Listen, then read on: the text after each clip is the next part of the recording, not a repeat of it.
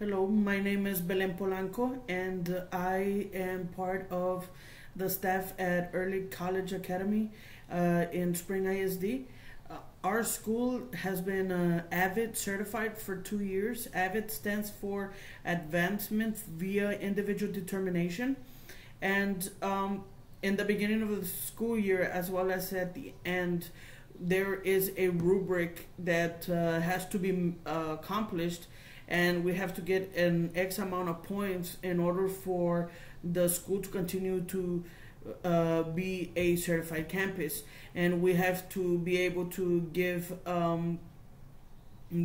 evidence that such events have occurred. For example, college readiness, organizational skills, marking the text, and being able to do conclusions, asking the right questions, tutorials that are student led and not tutor or teacher led. Just being able to do study groups, being able to accomplish a lot of things on their own, mostly independent, in order for the students to be able to be completely college ready. And what I was able to observe, it was a meeting from the AVID side team. And the AVID side team is composed of the administrator, the academic dean, the counselor. There are two AVID coordinators in the school, one for freshmen and then one for the juniors and seniors. And then there was 5 AVID elective teachers. What that means are the 5 teachers that teach sophomore AVID, and they are all part of the committee. And basically the purpose of the meeting was the end of the year rating or comprehensive rating of what it is that we were able to accomplish throughout the year, and what evidence can we show in order to put a complete picture as to what it is that we did all year, basically. And this is what I was able to observe.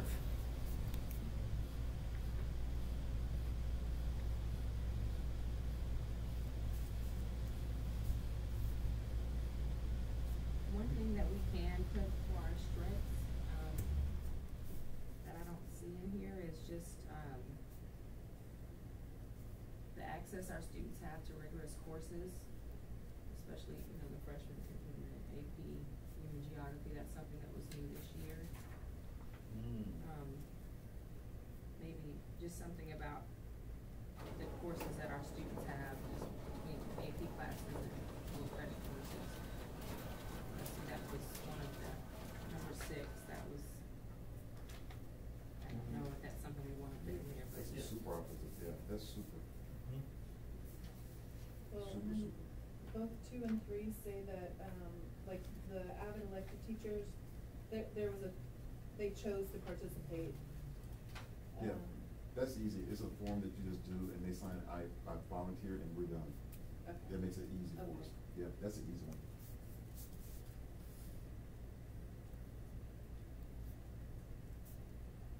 Okay. We good? Yep, we're good. Central 3.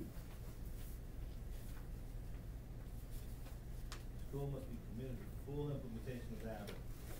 For students enrolled in the AVID year-long elective classes available within the regular school day.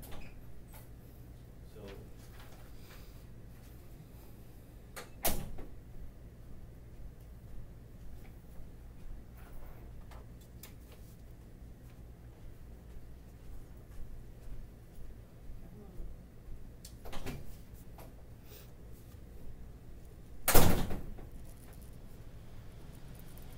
But to me, that pretty much stays the same, the ones that are the threes, and the 2 pretty accurate, I think. yeah, we still need to get better with technology. Okay, yes. And that's what you're saying, in the box. Yeah. I mean, I guess somebody said it today, I don't know in what context, they're saying, it's early college, you should see technology everywhere.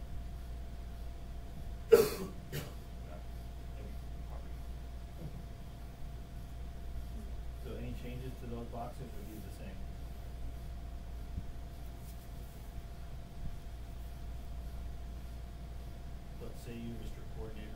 Oh, I'm saying the same, unless anybody feels differently though. I wanna hear what everybody else has to say though.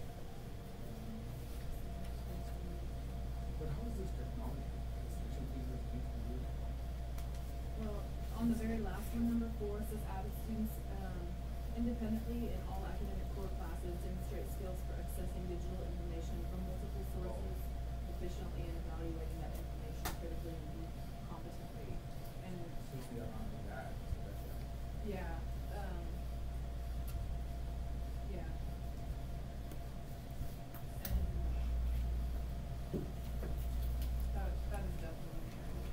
Well, and it certainly, as we've talked about,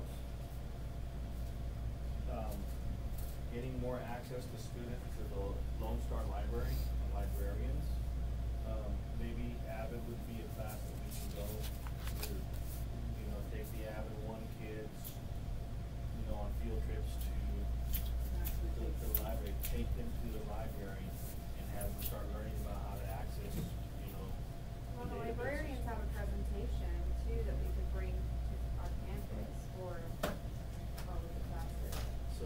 So that, we just gotta do it.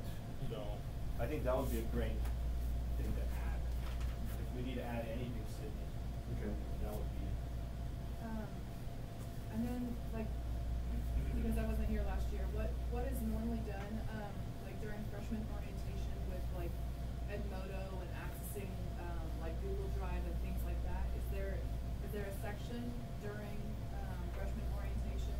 Can we add one, like for Edmodo? I mean, I don't wanna get off into that, but that would certainly help with technology issues because I don't know if it's just their clunkiness of getting used to it, but, I've heard from our freshman team that like the kids start turning things in and they're thinking that they've turned stuff in, and they're not. Like, I have a kid who every assignment she's ever turned in for me, like nothing's attached, nothing's in the comments section, there's just like a period there. And Yeah, I think that would be a good thing to have, especially considering that in the weeks where all of the classes are so where Right. it's well nice to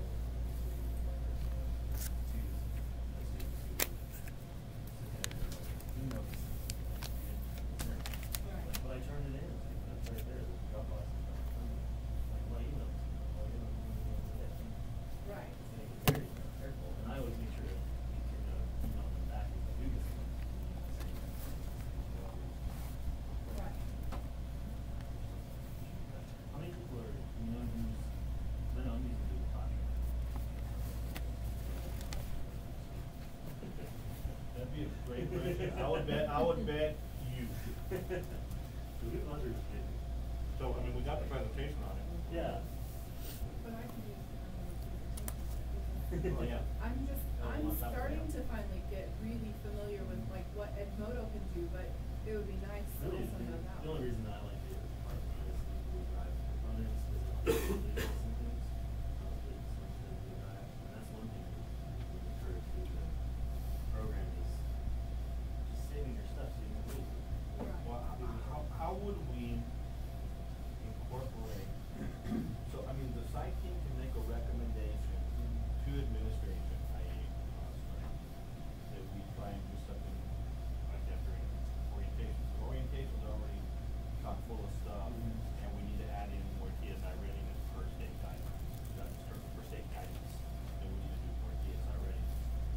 So, let's say that the proposal comes back denied, and we need to, but we still have the need to improve students' technology literacy. So how do we do that then, maybe through Avid One? It's right here, it's this supporting file. So, I don't know where that fits in the WAGs. We could have landed, but we can add it in, Yeah. somewhere in there.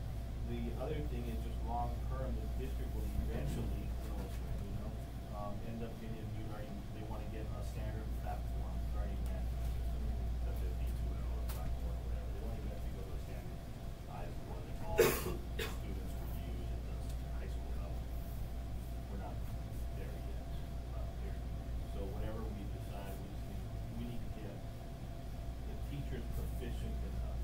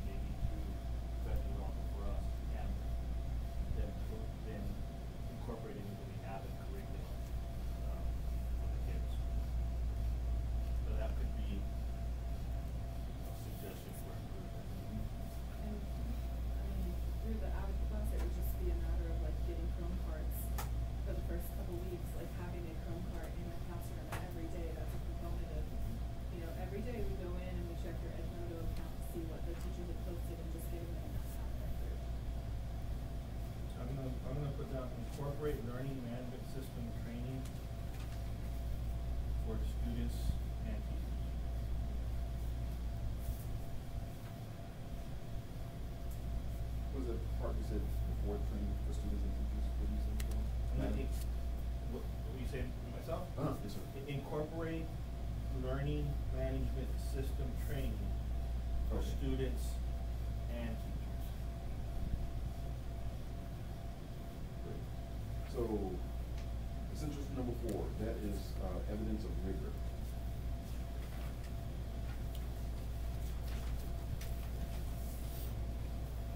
So overall, it was a really, you can improve. I wanna check, Okay. the first box under possible evidence sources. All right. You've done plenty of analysis of student schedules and transcripts this year. So they're not good. Wait, where? Where? The first box under possible evidence of success, Possible evidence.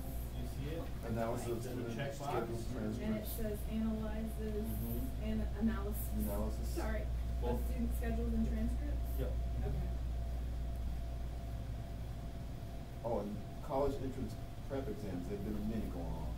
Numerous. Yeah. Numerous. They're on the You wanna second, check that one too? second and third. Oh, and what's the Avid test prep? Is that just like when you've been doing SAT or PSAT? Well, they have their own prep that they want us to use. You have to buy it. I've gotten it before for free, but then after that first year, they said, you've gotta buy it. And so they have their own prep systems they want you to use to prepare. But you really don't need it in my opinion. It's great, don't get me wrong, it's great, but you really don't. So will that constantly be like a Yeah, non-checker? they're just trying to, and it's a good product, but they're just trying to push their product. And then it says, we don't have a check in the formal reporting of test scores from actual standardized tests taken, but we'll have those scores. Yeah, we will have those scores. right? Yeah, we will have those scores, you're right. Ms. Which Wilson. scores? It says formal reporting of test scores from actual standardized test tape. Box number 4. And What box about number- PSAT and SAT scores? Well, then we have TSI scores. I mean, that counts, right? And then the standardized testing, like we'll have their EOC scores back as well. Yeah, because what we're looking at here is that the essential says, students must be enrolled in a rigorous course of study that will enable them to meet requirements for university enrollment. So on the one hand, you're looking at, are they enrolled in rigorous courses? Okay, so that you're looking at master schedule and stuff like that, yes, they are. Well, is it leading to college, is it really college preparatory? So you know that based upon SAT scores, TSI scores, stuff like that, AP scores, so like you can have, for example, let's say you have like a bunch of AP classes and nobody's passed an AP test in 5 years and, you know, nobody's TSI ready and, well, yeah, you have a bunch of courses that are supposedly rigorous, but they must not be so rigorous because the kids aren't being successful when they're assessed. So it's two ends of the spectrum. So you're looking at, do we offer rigorous courses? Yes. And then what data do you have that shows that they're meeting to college readiness? TSI scores, AP scores, passing rate in dual credit classes, those sorts of things. Number of kids earning associate's degrees, those are all data points that we could point to and say, yeah, kids are college ready.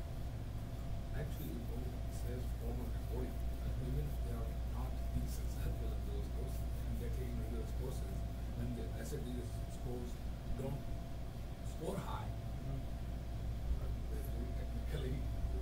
We Yeah. have formal reporting of it. Yeah, Yeah, see, but when I, but, yeah, That's what that exactly, says. it's Formal- recorded, yeah. when I read the They're essential, formal. it says, Yeah. must enroll in a rigorous course of study that will enable them to meet requirements for university exams. Semantics again, will enable them, so we continue to improve that. But isn't, like, the EOC is supposed to also, like, be a level of college readiness as well, right? Yeah, if they're at level, Three. We have Brandy Step, and I know Ms. Giddens said she has, ACT, PSAT, all that information, but we also have those score sheets, so we can check So we can that check out. that too. Yeah. And what I was just, Ms. Gidry and I were just talking about was for master course enrollment lists. Yes. For the college course enrollment, Mhm. I mean, we have a Google Doc that we can maybe make a copy of that, that shows all of the courses that students are taking. The one that you were writing through? But we have one for every semester, so we have one for the fall and the spring. So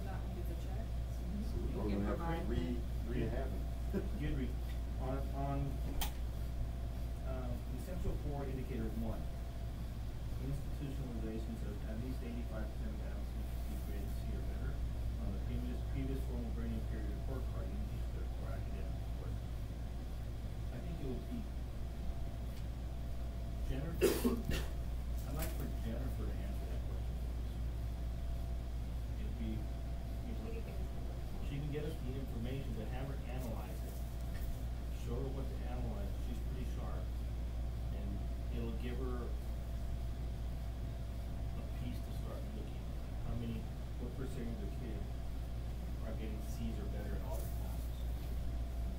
And remember when we did the last report card, and I had her look for numbers of kids that were 1, 2, or 3, you know, that were 1, 2, or 3, those sorts of things. So teaching her to look into these grade reports, so that then not only will we be able to answer this question, but we teach her to look at stuff so that she can bring it to you and say like, hey, did you realize this? So that's for Jennifer to do. And 5, 6, and 7, and 8, this doesn't really apply to us, this middle school, junior high. All those indicators? Yes.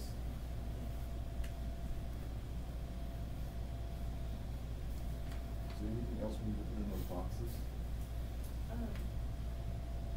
Sorry, we just need to check on the, Yeah, sure. on the possible evidence, make sure to check that the ACT, SATP, SAT, like that one wasn't checked off, so just make sure that we have that. Oh, which one? On the possible Oh, evidence okay, sources, all right. the second to the last box. Okay, Just make sure there's a check there. okay.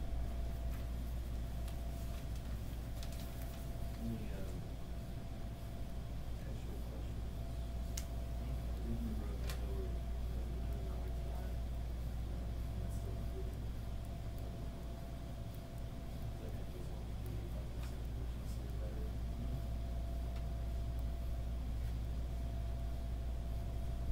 What do you propose we say?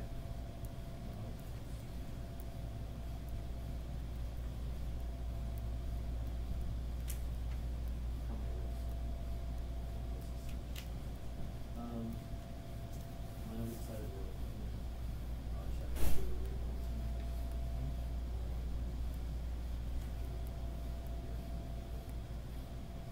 the checking failures.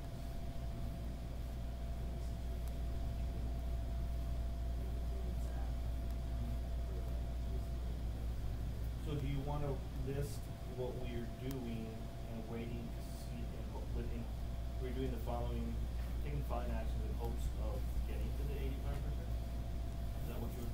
Yeah, saying? so yeah, we're kind of already, we have things in place, that started this year, and we're moving into next year. We just will address that already. You wanna take a shot at the wording? Sure.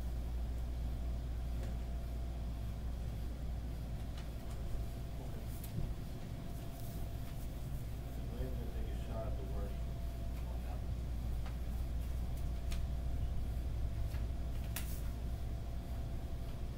Can you move on to 5? Do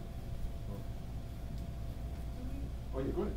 just a quick about the middle school, junior high. Sure. Do we have any plan, or have we even talked about a plan to, like, attempt to roll out Avid or something to, like, Roberson even? Have we ever even? Yeah, I think a lot of the middle schools are interested. Probably Bailey's the one that's most interested.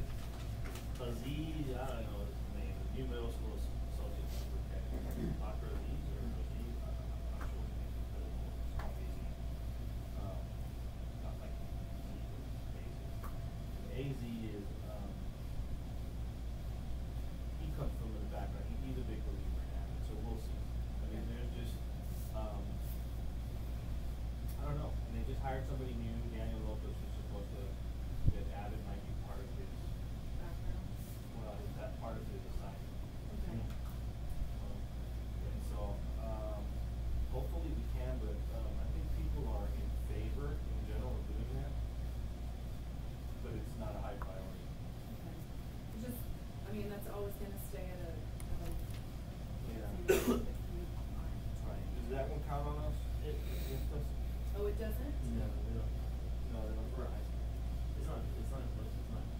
if this was a middle school certification. Yeah, they wouldn't answer this Oh, question. okay, You would okay. answer this.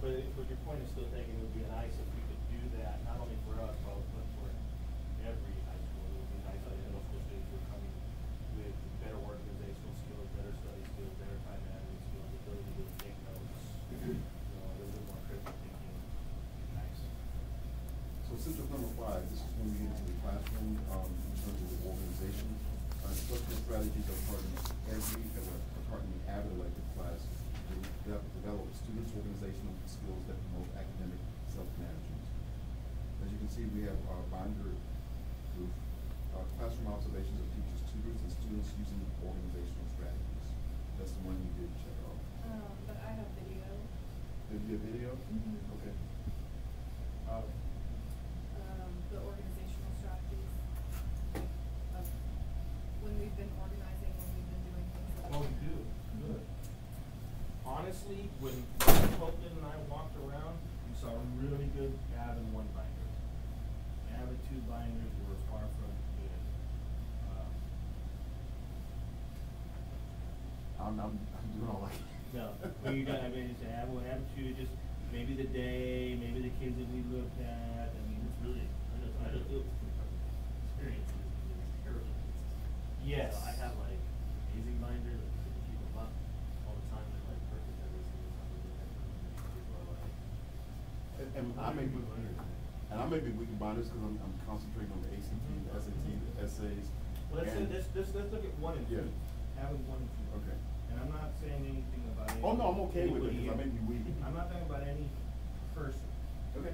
but systemically, if AVID 1 binders are tight and AVID 2 binders are loose, why? There's one person doing it in the program and there's 5 people doing it. So why is that a problem? Well, I'd say it's a problem, I'm just saying it's. Or why does that result in the difference?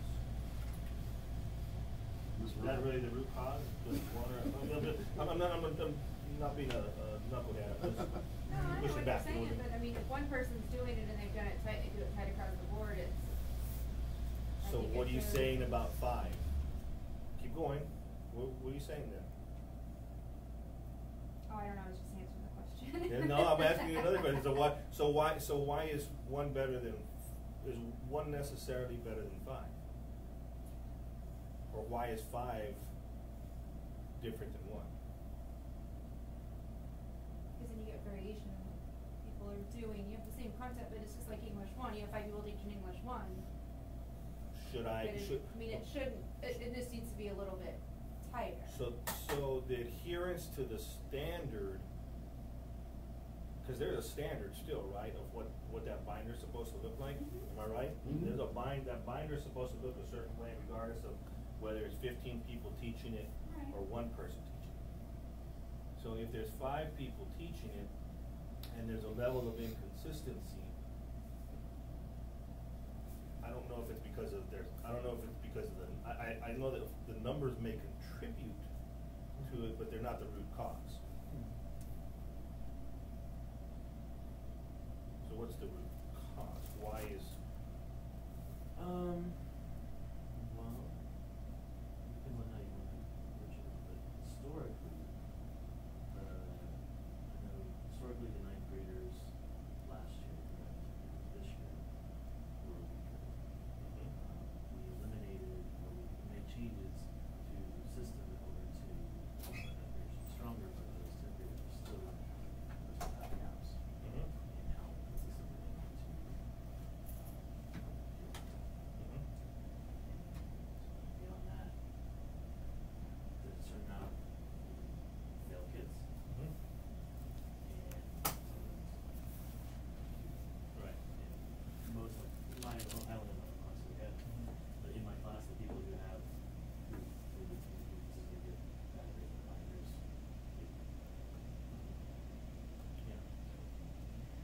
So I wonder whether, and is it all on the AVID elective teacher, or is it more comprehensive than that? I think it's more comprehensive than that. I think it is on the AVID elective teacher, but I think it's certainly more comprehensive than that. And I think it comes with consistency. Like, this is my personal belief. I believe if you have if you, this is just my personal belief, like Ripple has been very good with the binders, I congratulate you, because I haven't been as good as you, but you've been excellent with that. But I think you get that consistency because she's seeing those students every single day and saying, this is what I want, this is what I want, this is what I want. And so that's why you're seeing the consistency happen. This Well, is, and- go ahead. No, go ahead. Also that, you know, having my team that says, hey, so-and-so isn't bringing their binder, or I have half of a class that's not bringing their binder on their non-avid day. Because all of a sudden they think that it's an avid binder, because I keep on saying that I've said, not purposely, just your avid binder, because it's a binder that we concentrate in avid. I mean, that's how you're getting graded, but they think that it's not for the rest of the classes. Well, what are you putting in your binder the rest of the classes? And so being able to go into those other teachers' rooms and do an on-location binder check, you know, that the standard is that you have the binder every day. And Those are the things that I'm talking about, like systemically and comprehensively. It's not an avid. Part of the, you know, part of what makes the avid one binder better. There's a multiple things, right? One is, I mean, you might say it's because they're freshmen, but you take the other approach and say, well, freshmen are worse, you know, freshmen are less likely to have binder. Freshmen are more like, I don't know. But I do know that there's an adherence to a standard in the avid elective class. So there's a consistent standard. And it's easier because there's one person, but it still could be consistent with 2, 3, 4, 5 people. It's, you know, it's still more challenging. I think the team supports it more. I don't know if more, but I think that the team has something to do with it. And so if we're seeing less quality organization and less quality notes or less quality whatever in, for example, having 2 binders, then it's not all on Dwayne and Belen and Hassel. You know, some of it might be there. I don't know where it is. We haven't really looked at it, right? You know, I don't know where it is. Some of it could be adherence to a standard. Some of it could be the grade level teachers. Some of it could be administration not following through and holding teachers and students accountable for those expectations. Could be administration not having clear enough expectations about it. You know, so. everyone's bought into, this is the standard and this is what's expected of every avid class. Right. So that's where, to me, when we look at those avid binders, I kind of, and also it goes into the instructional strategies too. Then it's more than just the red flag is the binders look significantly different. Right. Let's see, so Watson, Maxie, Polanco, Francisco, Hassel. I know 4 10th grade teachers teach avid. I do, yeah, I have Because a you few have most, some you have the upper level. That's, I mean, that might Yeah. be linked to another piece there, because they teach juniors or freshmen who have, you know what I mean, that have And that might be core part of it. connection too. If you don't have any core teachers in the 10th grade who teach avid. I know in my class I always consistently say read the binder doc.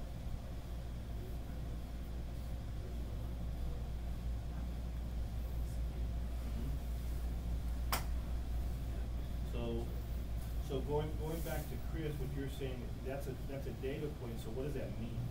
I think I know what you mean, but I don't wanna jump to conclusions as to what you're Oh, I don't know, saying. just to answer the question. Yeah, you I have was just to- trying to find some No. pieces of that. I think when But- it's on your mind and you're teaching it throughout, you are more apt to integrate it into everything that you're doing. When you don't visit it on a regular basis, you're not as consistent with it. So 10th grade classrooms, possibly and actually very likely, are less likely to be implementing the strategies, the binders, those sorts of things. And that perhaps was linked to the fact that they're not avid teachers, and so it's not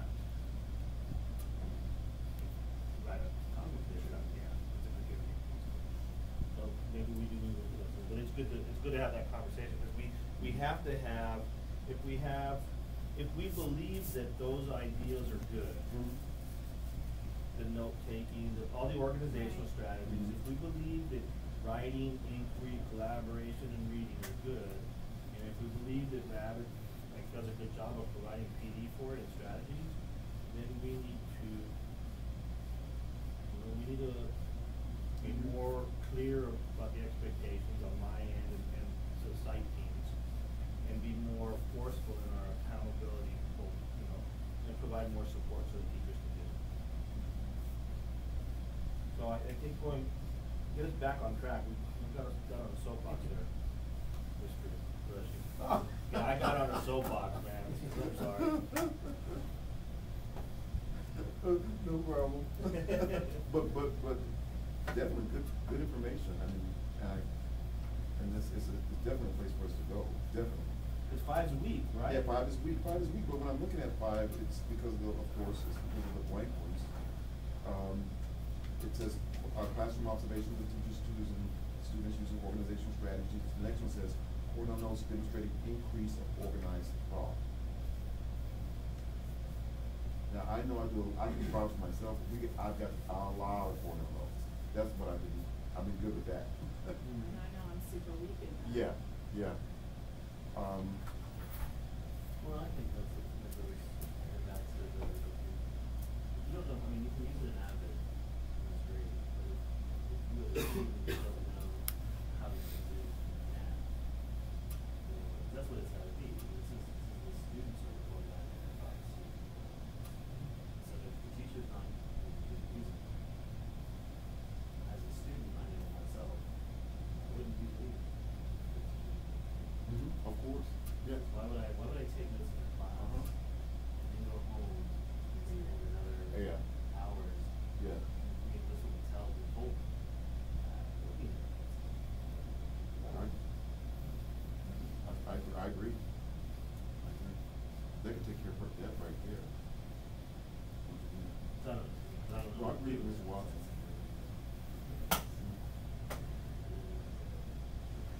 You can mandate, I don't like that either. Yeah.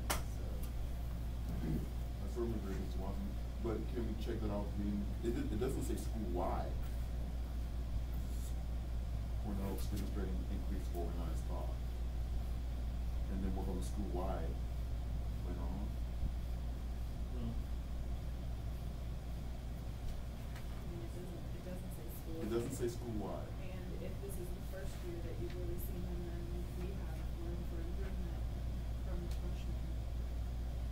You know, I sure would like some improvement on 3. Evidence of professional training model? No, on indicator 3, essential 5. Oh, okay. We say average students use agendas, calendars, or planners to keep track of coursework and non-academic activities. I would like to see them strategically use their agendas to backward map some large projects. So I'm assuming we would have that. I do that. That one I do. We do that a lot. We do it for the SAT. We do the backwards map. We do that one. And you do backwards map too? We don't do backward mapping yet, but we do, I mean, there's been calendar checks every week for them, so, and then asking them to make to-do lists or like bragging about somebody's calendar that, you know, they've been highlighting and this is what I'm done with and this is where I'm, so like the strategic use of it is getting better, it's getting there. But then I was also gonna say like the sample student goals, I'm having my goals, 4 of the 6 weeks, so. I think we're more at a level, from what I'm hearing, from what Ripple's saying, what I'm saying, I feel that we're more at a 2. Yeah. Because I mean, I use a planner every day. They get mad at me because I'm asking them to use it every day. But they either do it on their phone or they have a paper that they use a planner. Well, I'd be interested to see how that works out in a content class. You know, like let's say I'll just choose a heck. I mean, I love Maxi. How much does that happen in Maxi's class? Max is a good advocate, right? Max is a great teacher. But how much time are they backward mapping? You know, to get that. basically, say that you have a research paper that you have to do. Like my students, they have a research paper that's due on the 22nd. So what I do, I go backwards and say, okay, on the 5th, you have to go ahead and do your research. On the 6th, you need to go ahead and do your site page. On the 7th, you need to go. So I break it down into steps. So by the time they get to May 22nd, they've been going through all these steps as opposed to I'm going to stay up all night and do this in one sitting. It stops them from doing all that. But hopefully, that's the whole objective. But what I found out what really works with the backwards math is not just me telling them to do that. Like on the 11th, they've got to show me 4 pages of that research paper for proof in my face to say you've done this. So that's part of the backwards math done, and then the rest of it will be 6 pages, 8 pages, like that. So let's assume you get me, okay, physics, I'm not a project, that's a test. Okay. I start a unit today. 2 weeks later, there will be a test. I already told them that's going to be the test. So not just a day before the test, there will be a review, and then they will be doing the review. But a week before that test, something they know they do, and I check that. Exactly. Okay. That's when the backwards math works. But if you just give it to them and say do it, it doesn't work. But if you give it to them and say I need proof these days, it works. So you could, I mean, on a real traditional kind of class, let's say it was a test you take in 2 weeks, this is a 2-week unit.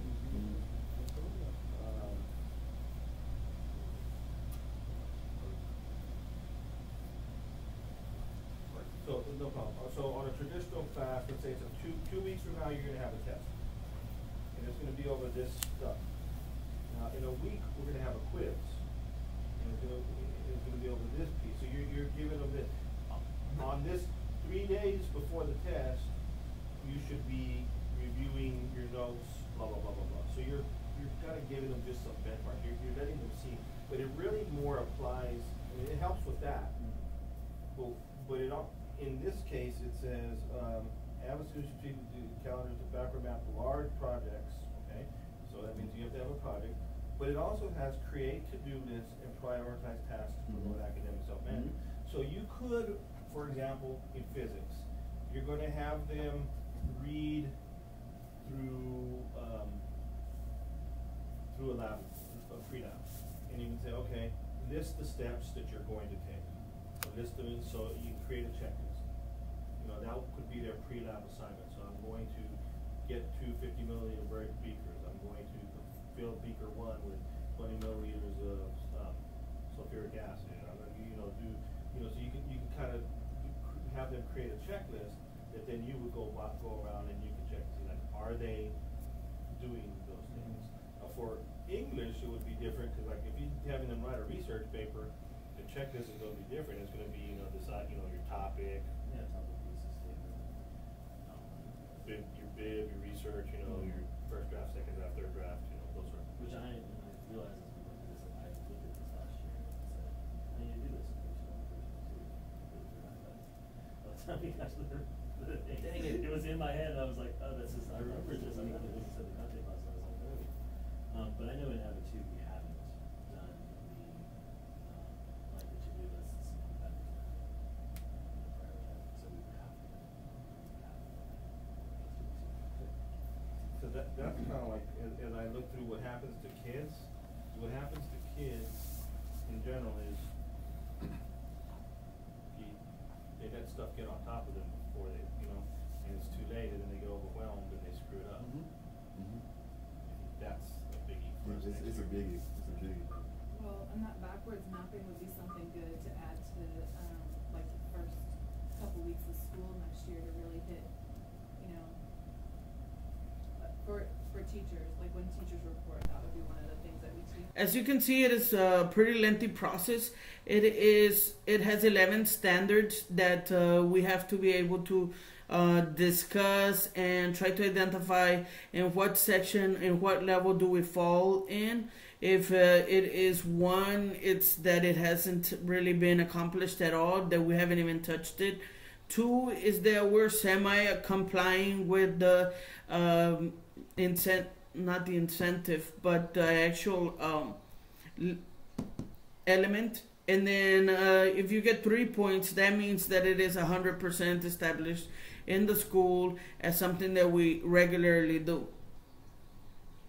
I felt that this meeting was very productive. There was a lot of input from everyone. The administrator wasn't really aware of what was going on, but he was able to get a lot of input from the teachers that actually teach AVID class.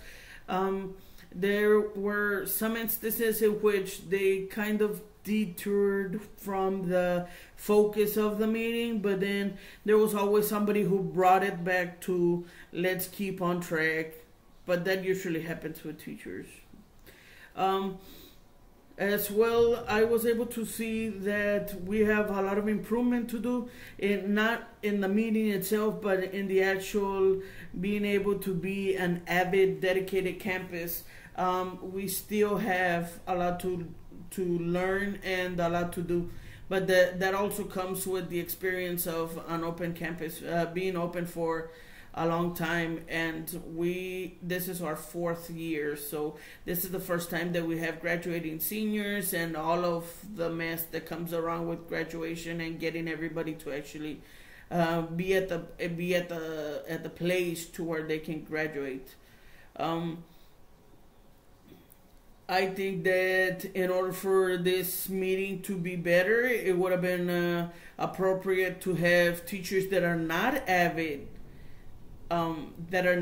teachers in the meeting as well, just for the purpose of seeing how it is that the kids are actually implementing the organizational skills, the Cornell notes, the binder, because it's required to have a 3-inch binder with them at all times and to be organized. And it would be very important to have their input as to, are they using it, or is it just, do they just bring it the day that they have the AVID class?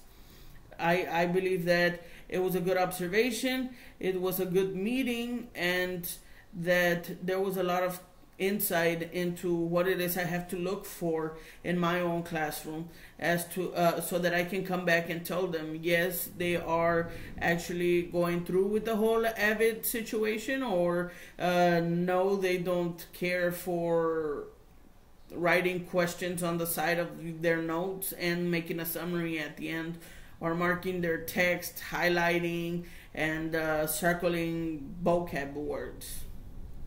I hope this was helpful, and I look forward to actually participating in the meetings and leading the meetings too. Thank you.